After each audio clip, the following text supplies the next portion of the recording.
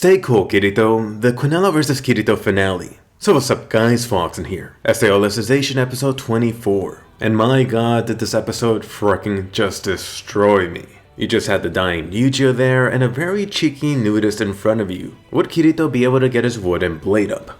By the way, do like and subscribe for weekly juicy SAO videos from a huge SAO fan. You'll also help other SAO fans find these videos. So let's get started. Quinella vs Kirito, and Quinella being quite chatty. It looks like Kirito really caught her interest. I really like Quinella's remarks about Kirito looking like he's from the dark territory. If I recall correctly, Kirito's dark look is supposed to serve as this contrast to Asuna's more white clothing appearance. But anyway, once again, the Black Swordsman Kirito returns. Seems like all of you really got hyped from this a few episodes ago. In that video, I did mention I wasn't too much of a fan of this look. I'll get back to why a little bit later. As for Quinella, looks like Quinella wasn't all talk. I mean, freaking Quinella was just using Asuna-like moves too. And I know, some of you want there to be this Asuna connection, but it was really just Reiki giving a nod to the Asuna moveset. Then for Kirito here, for someone that supposedly got pumped up going into the Black Swordsman look, Kirito was sure taking a freaking beating. Next up, like I mentioned in my last video, Eugeo was still very much alive. This right here was a very touching moment between two best buddies. I mean, this was already getting my eyes wet here. Ultimately, this was leading into the grand unveiling of the Red Rose Sword. So hell yeah, can't keep an ice sword shattered. By the way, again, very nice of Quinella just to allow Kirito to get this amazing blade upgrade. I guess what's the point in rushing either way? But anyway, once again, Dual Blade Kirito officially returns. Goodbye SAO swords, hello Night Sky Blade and Red Rose Sword. And don't forget those infamous yellow eyes of his, also known as the fan-dubbed God Mode or Hax Mode.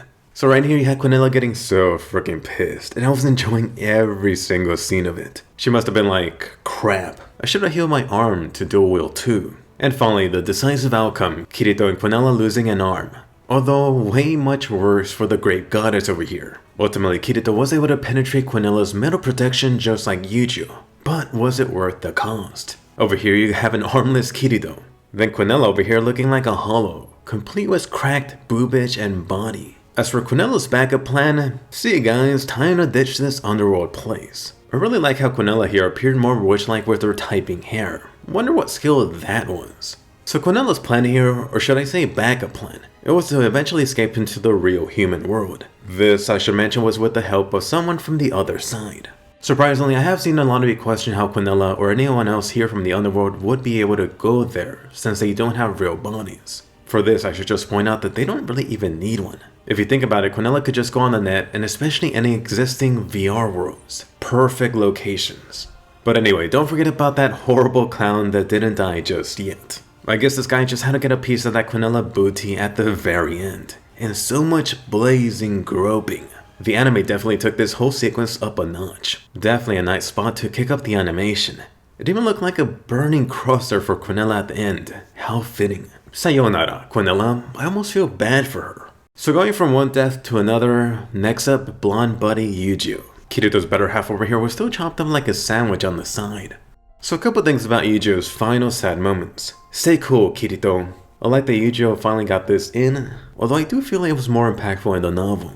As for Eugeo's sin, it looks like the anime did bring back Eugeo's thoughts on this in some form, which was once again the anime just not repeating info again and again. Eugeo had been feeling terrible ever since his turn to the dark side. In his own way, this was him atoning for that.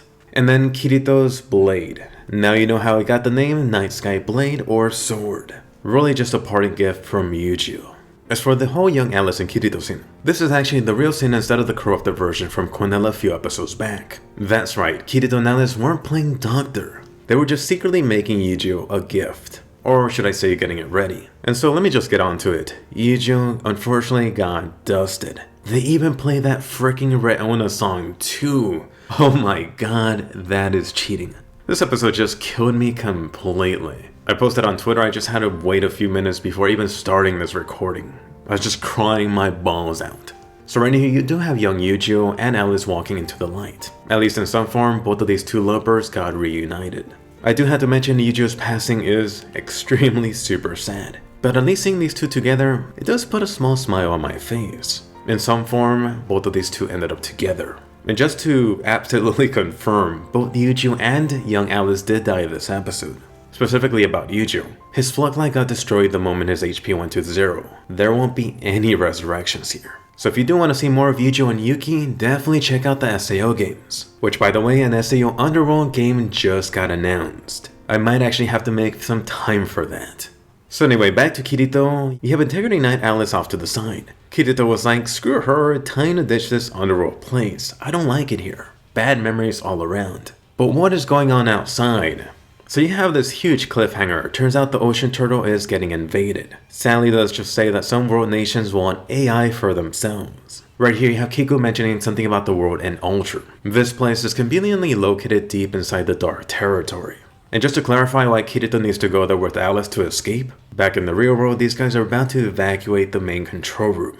So yes, hope we are ready. SAO Alicization, the War of the Underworld is coming up. As for the actual very ending here, so they did cut out the power, and unfortunately this did hurt Kirito. You just had that awesome Asuna visual. It was almost like Kirito seeing this life ending scenario, with his life potentially ending. If you want to know what happened, let's just say Kirito's brain damage isn't getting any better anytime soon. For anyone that wants to know any spoilers, post down below. Just be specific about what you want to know. So a little bit earlier I did mention SAO Alicization, War of the Underworld. So yes, fortunately and unfortunately SAO is taking a short break. The release date just got confirmed and is coming back in October. So hell yes, that all got confirmed along with the new Alice visual. In case you're missing some of the more SAO-like elements from the previous seasons, a lot of that is coming back up. Unfortunately just without Kirito for a while. Next up, let me bring up the Black Swordsman Kirito. As I was editing my video, I recall what my issue was with it. So you got Kirito going back to his past SAO getup, some of you calling it the SAO costume. I think my main issue with it is that there's just no update to it. It still looks like the same past look. I mean, just picture some other anime protagonists, say Ichigo or Boruto's dad post time skip. You then have Ichigo going Bankai and Naruto doing whatever foxtail thing he does. At that time, that stuff got a freshly updated design. I mean, just imagine them doing some power up and then looking like they did back in episode 8. For the SAO Season 3 anime, I really wish they did some type of design update. Maybe get rid of the fidget spinner, and perhaps do something cross with the Academy design uniform, or the new coat he's wearing right now. I think that looks so much better. Also, for just me and my Discord buddies, no new figure potential with the same Black Swordsman Kirito look. I guess you can make a new one just with the blue rose sword and ice sky blade, but no other differences? Watch me still end up buying it. Maybe. Next up, let me actually quickly touch on Eugeo's death. So for this, I already knew Eugeo's death was coming since I had read the novels. I was really just worried that the impact of Eugeo's death would be diminished. I mean, just compared to something like Yuki. In that case, I didn't read the novels, but I mean, most people saw her passing away a mile away. For Eugeo specifically, a lot of you were also already counting him out last episode. I saw so many people thinking he died. While not completely wrong, it just took this episode to actually take him out. So let me just say, thankfully I could say that if anything, they improved it so much in the anime version. I mean, with the flashback, the imagery, the actual animation, Reona's freaking song, the same one that was used back for the Quinella ending. All of that was really just this wonderful mixture. On the flip side, let me actually mention something else about Eugeo's death. I did mention myself having various issues with SAO Alicization, the novel version. To be honest, I wasn't too much of a fan of Eugeo being taken out. And trust me, I do love Alice, but part of me did wish that Alice got slashed away by the Shinigami instead. Young Alice and Knight Alice. But of course, it needed to be Eugeo. Otherwise, some stuff in SAO Alicization Part 2 wouldn't have been set up. You also do now have Kirito having a parallel with Asuna. Asuna lost poor Yuki, and now Kirito lost Eugeo. Anyway, switching gears really quickly. In case you're wondering what is coming up for SAO for this channel, I'm going to continue doing SAO type videos on the weekend that'll actually be taking the place of my SAO Alicization reviews until the anime comes back. I do want to do some videos talking about the best and worst things of SAO Alicization Season 3 and other things like that. All of this will continue until Attack on Titan Season 3 Part 2 starts. Then I'll update and change my schedule a bit. That'll be towards the end of April. Right now, I am about to start the hiring process just to get someone to actually help out with all the anime content I produce. This includes getting another hand to help out with the anime videos, like for Attack on Titan, SAO, Shield Hero, Konosuba, and all that other good stuff. Let's just hope I can find someone as soon as possible. And in case you just started watching the channel for my weekly anime reviews for SAO, here's my other anime reviews coming up. I am doing Shield Hero weekly. That's ongoing right now. I'm going to be covering Attack on Titan Season 3 Part 2 later in April.